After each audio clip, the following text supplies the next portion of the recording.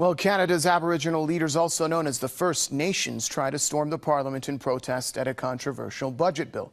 Parliament guards blocked the Aboriginal leaders who tried to force their way into the House of Commons. They've been outraged at the budget bill that includes the removal of some legislation that governs navigable waters. The law allows the government to protect Canada's busiest rivers and lakes, but its removal means bridges, dams, and other projects such as big pipes and power lines can get the green light without the federal government's approval. The move has also angered opposition parties. Canada's Aboriginal leaders believe the government has not consulted with them over the issue. Canadian lawmaker Charlie Angus says Aboriginals' frustration is understandable as the government is ignoring their calls.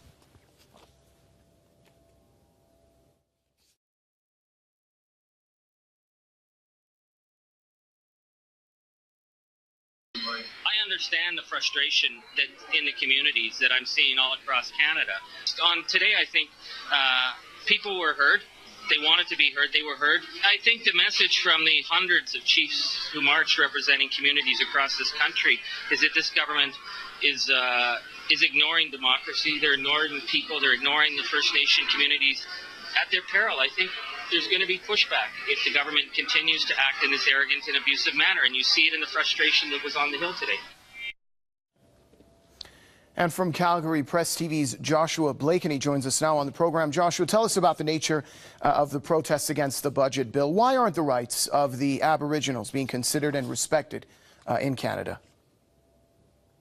Yes, well, of course, Section 35 of the Canadian Constitution purports to recognize and affirm Aboriginal and treaty rights, and that's supposed to be the supreme law of Canada. And so any law enshrined in the Canadian Parliament that is inconsistent with the Canadian Constitution ought to be struck down. And so the Aboriginal people walked into the Parliament today, not violating the law or promoting terrorism or anything. They actually walked into the Parliament today, uphold the law, uphold the Constitution. We, the Aboriginal peoples of Canada, would like to see the Canadian Parliament respect the law.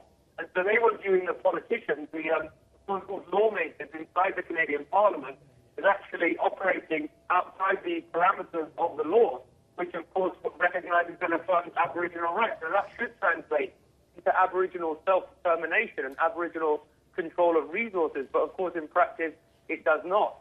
And that has a lot to do with the fact that Canada's Prime Minister, Stephen Harper, is very close with mining companies and oil companies who obviously covet the resources that lie underneath the Aboriginal territories.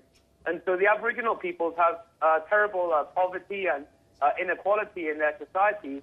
And on the one hand, the Harper government is encouraging the theft of their resources, that's what they argue, whilst on the other hand, passing in this federal budget bill some quite draconian pieces of legislation that will punitively take action against the leaders of the Indigenous tribes of Canada if they don't have success with their people. So the Harper government is seeking to blame the victims, in a sense, seeking to take punitive measures against Aboriginal leaders who don't elevate the standard of living of their people. And so the Aboriginal people are so desperate, which is why they went into the Parliament today and sought to draw attention to this.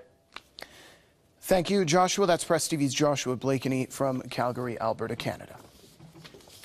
Well, I hope you enjoyed our top 5 stories. We are going to go for a short break, but we'll be back with a look at the lighter side of the news. Stick around. Tengo 8 hijos.